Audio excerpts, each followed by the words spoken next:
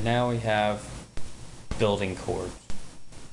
The interval between the notes is what's going to make your chords. So first we'll look at a major chord, which you can also figure out a major chord or a minor chord by using the first, the third, and the fifth note of the respective scale. So if you're wanting to find C major chord, you would take the C major scale, which if you remember is all the white keys, right? And then you play the first, the third, and the fifth. So there's your C chord.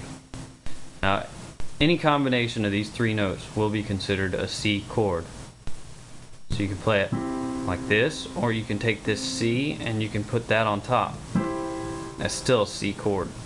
You can take this E on the bottom and put that on top instead.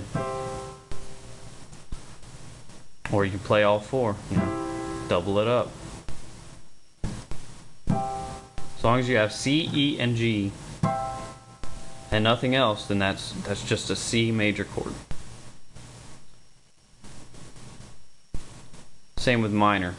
One easy way to find minor is if you know the major chord, the minor is always going to be a half step. Just take the middle note down a half step. So C, E flat, and G would be the C minor chord.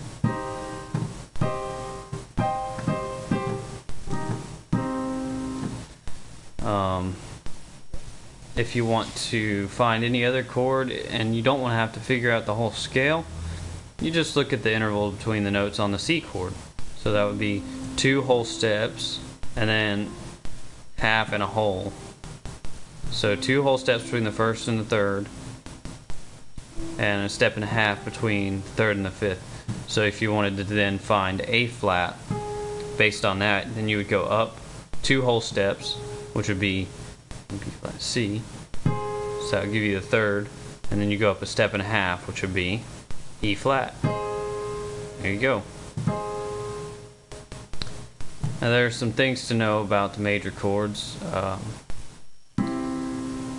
Basically all the chords are built off of either a major chord or a minor chord, except for a few exceptions. So if you see C suspended 4 chord, it'll say C sus 4 or C su 4, the way it's written. Basically what that means is that instead of the third, that's actually on the fourth. The numbers are related to the number in the scale, so that's why we say C, and the third would be E, because that's actually the third note in the C scale. The fifth would be G, because that's actually the fifth note in the C scale. So when you say C suspended 4 chord, what you're actually doing is suspending the third by playing the fourth. Because it sounds like it should resolve. So that 4, it's kind of like it's just suspended there, and then it resolves to major, just going down. So a sus 4 chord, you just take the major chord, then take the third up a half step. This works too if you're playing the C up here instead, with the C on top.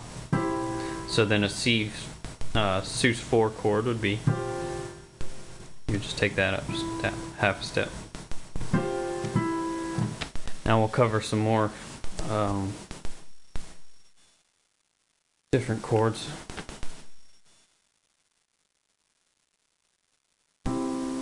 If you say like C6, then that would just be adding the 6th note of the scale.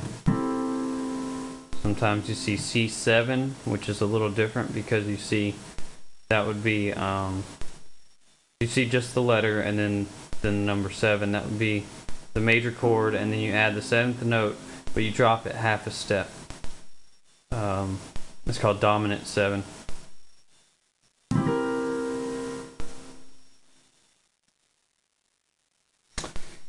Alright, so if you want the major 7, your normal 7th note of the scale, then you would have to specify C major 7. which is written CMA7 or CMAJ7. Has a little funky flavor to it. C9 would be adding the 9th note, which you get a good amount.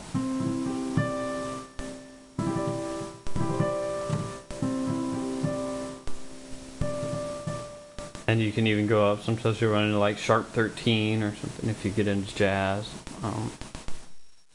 Alright, another one is Augmented. You take your major chord and to augment it, you raise the 5th up a half step. So you usually run into that going in between two different chords, so you might run into like C augmented, and then A minor.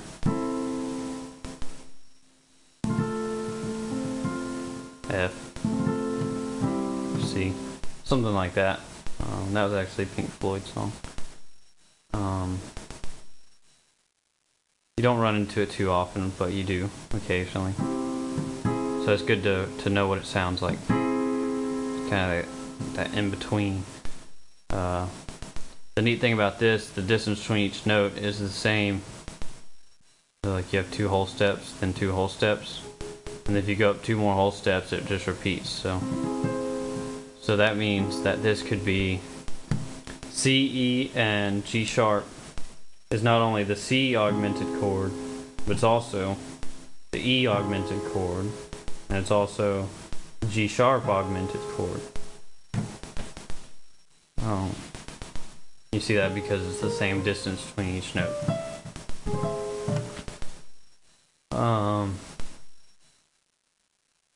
You're gonna run into a diminished chord, which is going to be if you take the 3rd and the 5th and lower them half a step. So the E has dropped to an E flat, the G has dropped to a G flat. To make that into a half diminished chord, you would add the dominant 7.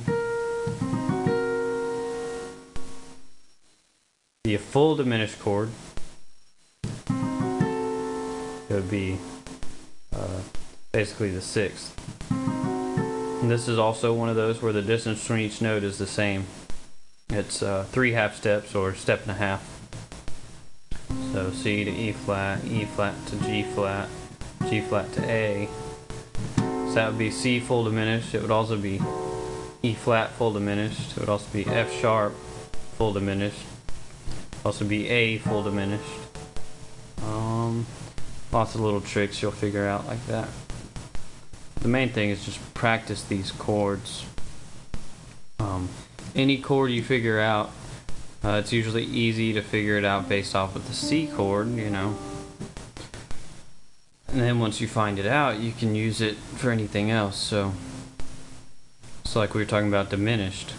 If you C, E flat, and G flat, if you know that's diminished, and you're wanting to find A flat diminished, well then you just look at the distance between those. So you would say, well, that's a step and a half between the 1st and the 3rd, and then another step and a half between the 3rd and the 5th. So then you're trying to find A flat, so you do the same thing. You start on A flat, go up step and a half, go up another step and a half. There you go, you get your A flat diminished. You know what I'm saying?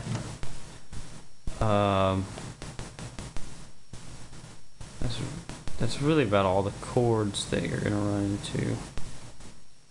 Main thing is practice these as much as you can.